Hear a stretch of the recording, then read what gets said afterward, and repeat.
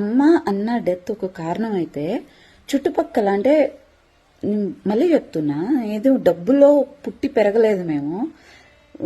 మా మామయ్య అయినా రైతే, మా నాన్న అయినా మెకానిక్కే. మేము ఒక్కొక్కటి ఇక్కడ వరకు వచ్చినాం. So below middle class family అన్నప్పుడు లగ్జరీకి వాటికి అలవాటు పడదు.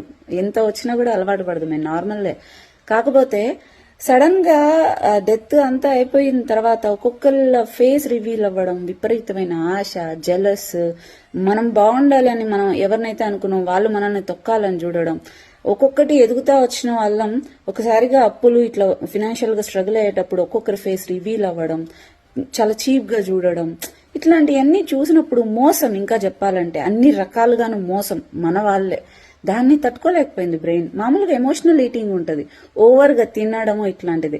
నాకు అసలు ఫుడ్ ఆకలేయదు అండ్ ఓవర్ గా కార్డియో, ఆ కోపాన్ని బాధని తట్టుకోలేక విపరీతమైన రన్నింగ్, ఎక్సర్సైజ్ అతిగా ఇట్లా చేయడము, స్ట్రెంత్ ట్రైనింగ్ ఉండదు దాంట్లో, విపరీతంగా రన్నింగ్ అంతే. నా కోపం బాధ ఏడుపు వచ్చిన ఎప్పుడు ఒక టైంలో అంతా నిద్ర ఉంటది, ఒక టైంలో కొన్ని రోజులు నిద్రే ఉండదు. సో రికవరీ లేదు, ఓవర్ కార్డియో, నరిష్మెంట్ లేదు, విపరీతంగా వెయిట్ లాస్ అయిపోయింది.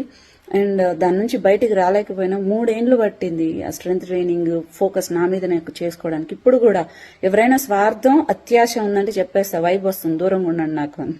నా వల్లగా తీసుకోలేను నేను.